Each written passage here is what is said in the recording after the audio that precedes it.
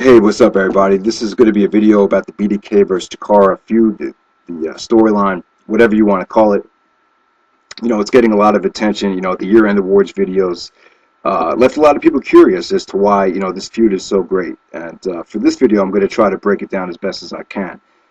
Just tell you why I like the feud and what I enjoy about it. And I'm going to try to give you some just some facts, because it dates back a very, very long time. It dates back to 2007. Just like Honor Hammer said, this is one of the most intricate storylines in professional wrestling history. There's a lot of twists, there's a lot of turns.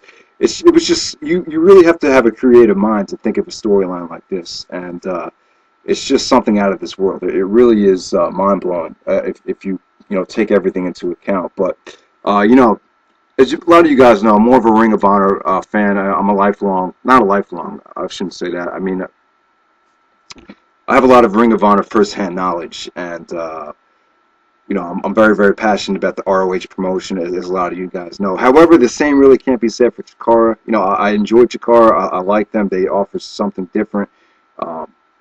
It's extremely well done, and I do enjoy the promotion. But I don't have the kind of first-hand knowledge for CHIKARA that I have for Ring of Honor, so I'm probably not the best guy to be talking about this. There's other guys on here that have a lot more knowledge about CHIKARA than I do, and could probably do a much better job with this. And there's guys on here that have talked about the BDK angle and how it dates back to 2007. Guys like Nightmare, Big Rat, Emerald Flosion. A lot of those guys, they made more of an effort to kind of check out CHIKARA's back catalog than I have. But I'm just going to tell you why I enjoy the angle, talk about all the stuff that happened over the last year, and kind of incorporate that with the BDK Wikipedia page. If you go to the Brutus Shaft Wikipedia page, it explains how this has been building since 2007. There's a lot of intricate plots and twists and turns that will kind of just that's kind of just mind-blowing, because there's just a lot of like I said, just one of the most unique storylines I've ever seen. So I think I'm going to start with the video like this.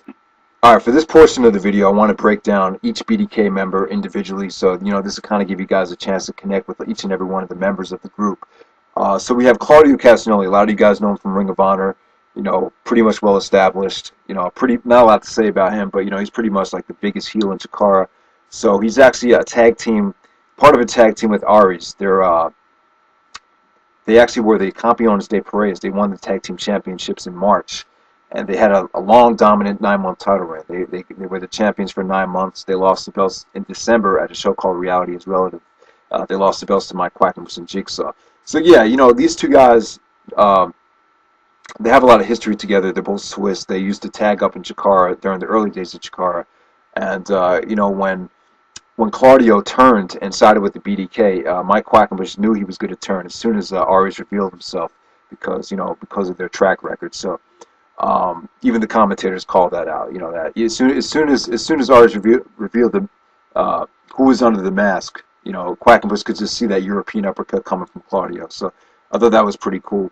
And so the next guy I want to talk about is Tursas. Tursas is, he's a big man, really, really heavy, kind of fat actually, but he's pretty good for a big man. He's pretty much like the Batista of the BDK faction. Tursas actually means sea monster in Finnish mythology, so that's pretty much Tursas. So the next guy I want to talk about is Tim Donst.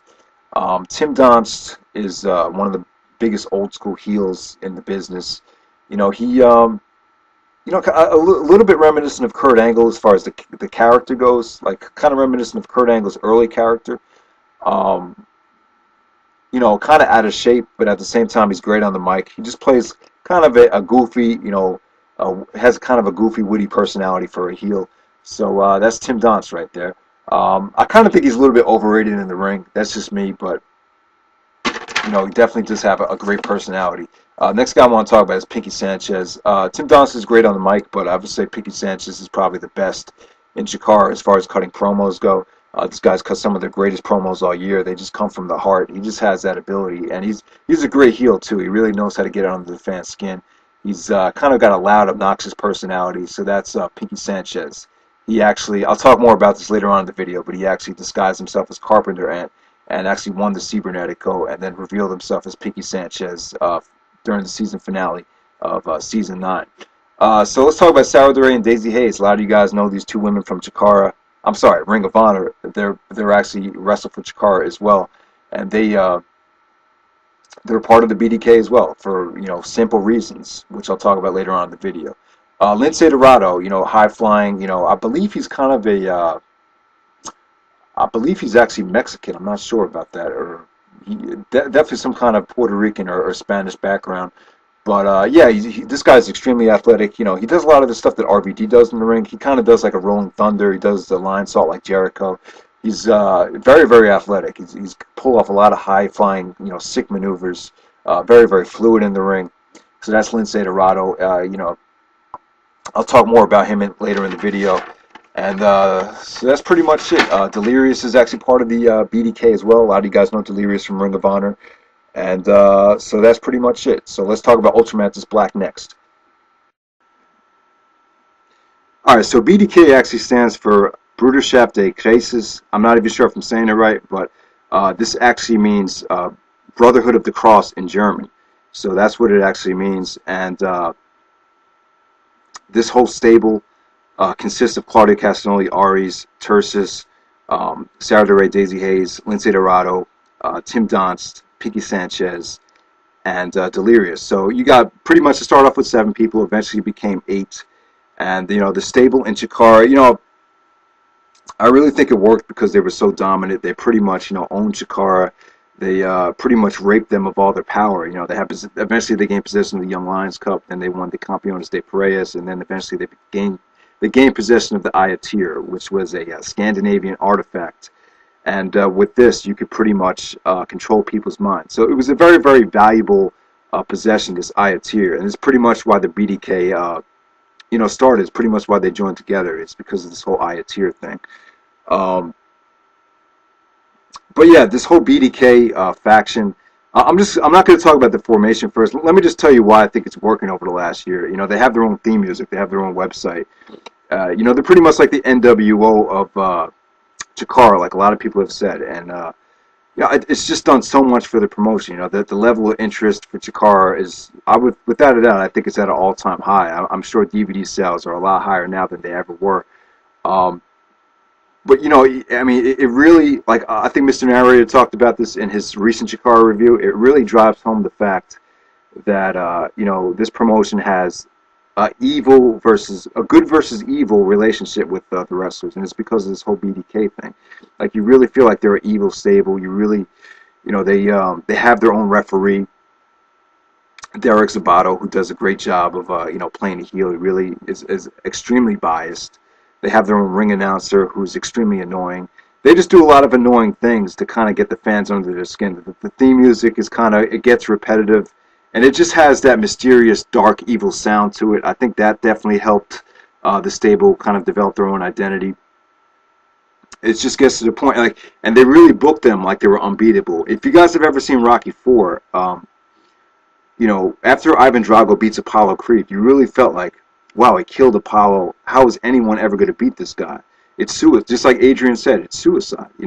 If you go up against Ivan Drago, there's no way you can win. Well, I kind of feel like the same way about Claudio and Aries, and not the BDK as a whole, but definitely Claudio and Aries, the champions, the Campeones de Parejas. I felt like they were kind of booked as unbeatable, because the tag team championship matches are 2 out of 3 falls, and it just seemed like it would be a miracle for some of these teams even to get a fall over the champions of Claudio and Ari. That portion of the BDK, it just seemed like it was never going to happen, and the crowds were like totally into the matches. They were just like going apeshit just for some of these near falls. So I think that's what kind of really made this angle work, in my opinion. Things like that. And that's what made it so great. So now I just want to break it down, wrestler by wrestler of the whole BDK angle, and just try to give them their own identity. Alright, so before we break down the individual members of the BDK, first we got to talk about Ultramantis Black. Now, Ultramantis Black wants possession of the Eye of Tyr. The only way he could get it is if he could trade Chris Hero's services for the Eye of Tyr. The man that has possession of the Eye of Tyr, his name is Dr. Cube. He's a manager in a promotion called Keijo Big Battle. Wherever, I'm not even sure where it is, but that's who has possession of the Eye of Tyr. So Ultramantis Black needs to get Chris Hero to, go to this guy so he could get possession of the Ayatir. So, like I said, this goes back to 2007. It's a show called Anniversario. We had the big blow-off match between Mike Quackenbush and Chris Hero. In the match, Quackenbush actually defeats Hero with the Chikara special. Supposedly, there's no counter to the Chikara special. Hero does not know how to counter it. Quackenbush actually teaches the counter to the Chikara special to all of his students, the good guys, the technicos. So, eventually, Ultramantis Black knows to get on Hero's good side, he needs to show Hero the counter to the Chikara special. So someone actually leaks out the counter to the Chikara special and tells it to Ultramantis Black. Ultramantis Black then teaches the counter to the Chikara special to Chris Hero. So Hero eventually learns the counter to the Chikara special. He's very, very happy. He starts winning matches. And then he lives up to his end of the deal. The deal was if Hero actually learned the Chikara special, the counter to the Chikara special, he would actually just leave Chikara.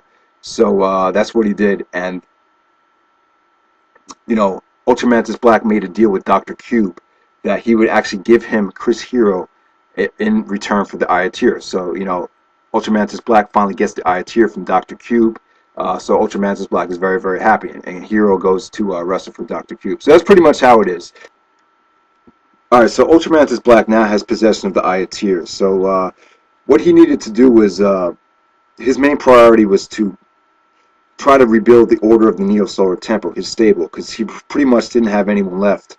Other guys had left him, other guys had pretty much abandoned Ultramantis Black, and he kicked other guys out, I believe. So he just wasn't happy with the way his stable was going, wanted to recruit some more guys. He decided to get back at his former stablemate, Hollow Wicked.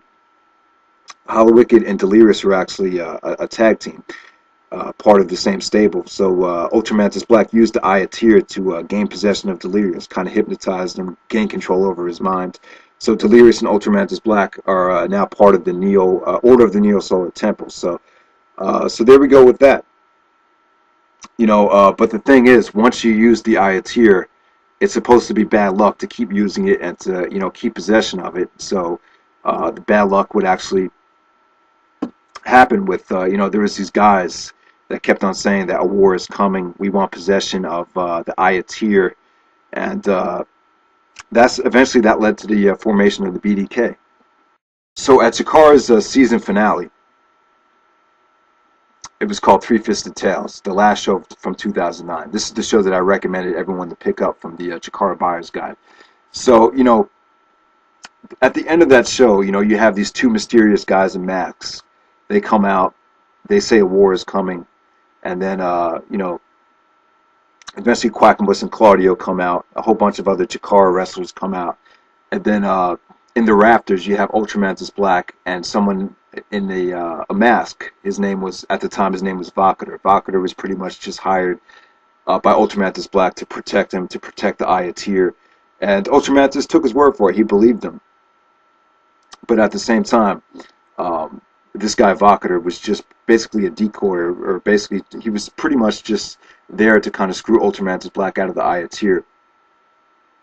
So when Ultramantis went to the ring to confront these two guys in masks, Vocator actually took the Ayatir and had, he had possession of it, because Ultramantis trusted him. So when Ultramantis came to the ring, he was like, "Who the hell are these guys? Show your face." And then the guy that took off the mask was actually Ares. However you want to pronounce his name. I don't like to call him Ares because of Austin Aries, so I usually call him Ares. He's a Swiss wrestler, so the Ayatir is actually from Switzerland. That's where the Ayatir pretty much was from. So, and then at the same time, Claudio Castagnoli is Swiss as well. So Claudio and Ares actually turn on Quackenbush and Ultramantis Black.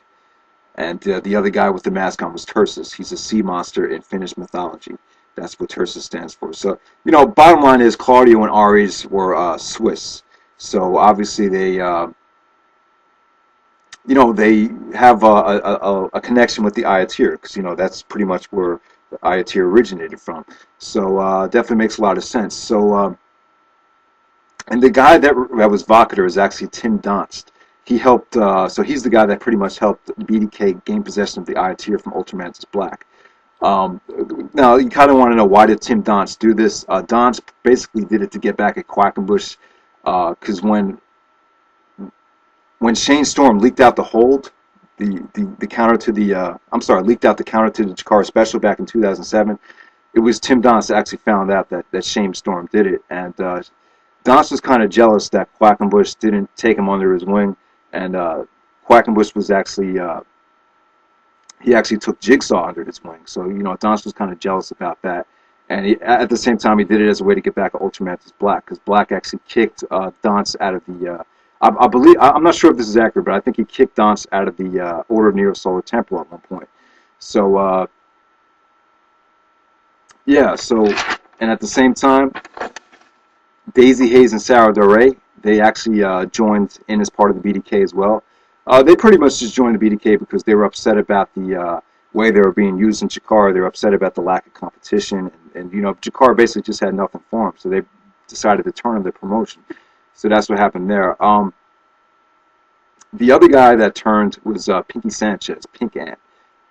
As a lot of you guys know, I thought he cut the promo of the year at A Touch of Class. This guy was actually part of the he was actually rejected from the Order of Neo Solar Temple a couple years ago. I believe like in 2008. They labeled him an outcast. And he was pretty much, like I said, he was rejected. So he pretty much just wants to get back at Ultramantis Black. Eventually he joined the colony. He was disguised as Carpenter Ant. And Carpenter Ant actually won the Cibernetico. And he won it with the inverted Chikara Special. The only one that knew how... supposedly the only one that knew the inverted Chikara Special was Tim Donst, and the only reason Donst knew it is because he helped Quackenbush out and found out who leaked the counter to the Chikara Special back in 2007. So hope that makes sense to some of you guys. So yeah, so Pinky Sanchez revealed himself as the as Carpenter Ant. So that's what happened there, and then eventually Lince Doradao is actually part of the BDK as well. At the first show from 2010, Lince Doradao came out and turned on The Future Is Now, because he was tired of The Future Is Now, because he felt like Jigsaw and Quackenbush and The Future Is Now kind of started to ignore him. Like it seemed like Jigsaw was getting all the attention, so he felt like he was ignored and not getting the respect that he deserved. Lince Doradao has a lot of athletic ability, and he really felt like 2010, the Young Lions Cup, was definitely like he felt like he should have won the Young Lions Cup at the previous Young Lions Cup, and he just felt like this was going to be his year, and just felt like he had to get out of the. He just felt like The Future Is Now was holding him back, so that's why he joined the BDK. And the other one that joined was Delirious. Eventually, Delirious was actually the Ayatir was actually used by Ares at a show, and Delirious just ran out of the building, and eventually Delirious just sided with the BDK as well. So that's pretty much how it that's pretty much how it formed. That's pretty much the best I could do to kind of explain this whole thing. Like I said, there's a lot of this is a very, very intricate storyline. It dates back a long time ago. It's just a beautiful storyline. That's pretty much all I could say, and it's pretty much taking Chikara by storm. And I would just say it's probably one of the most important things I left out was Eddie Kingston. Back when the whole BDK formed, that same show, Claudio Castagnoli and Eddie Kingston had a best-of-3 series. It was kind of a respect feud. The winner of the feud would have to say that they respected him. So Claudio actually won the match, but he didn't get the respect from Eddie Kingston. So this whole Eddie Kingston Claudio feud is, even though this whole BDK angle was kind of taken off, this whole Claudio and Eddie Kingston thing is still there. So Eddie Kingston's pretty much been like the main guy from Chikara that's pretty much trying to take apart the BDK. He's pretty much like the biggest babyface that Chikara is. I would kind of compare Eddie Kingston to kind of like the Stone Cold Steve Austin of all the Chikara babyfaces. He just definitely has that mentality. But the thing about Kingston, the reason Kingston won't give Claudio his respect is because he really feels like deep down inside that Claudio is just an evil person. And Eddie feels like he was proven right because of what Claudio did by siding with the BDK, or not siding with the BDK, but kind of forming the BDK. So I would just say that. And Eddie Kingston Well, before I talk about this, it's a lot of you guys know the Cibernetico match. This is pretty much like the annual thing that Chikara does. It was a huge, like 7-on-7 Survivor Series type of elimination match. It was just an awesome match. You had BDK versus Chikara. Eddie Kingston actually went over in that match. He was actually the sole survivor for Chikara. Actually defeated Tursas, the first guy to really like kind of knock down Tursas and bring Tursas down to his knees. And Kingston actually won that match. So he has a lot of momentum going into 2011, as I'm sure we'll probably see the culmination of the Eddie Kingston Claudio feud finally come to an end in 2011. So that's pretty much the end of the video. I hope you guys enjoyed it. Hope you guys learned something, and maybe some of you guys will check out some of these shows. All right, take it easy.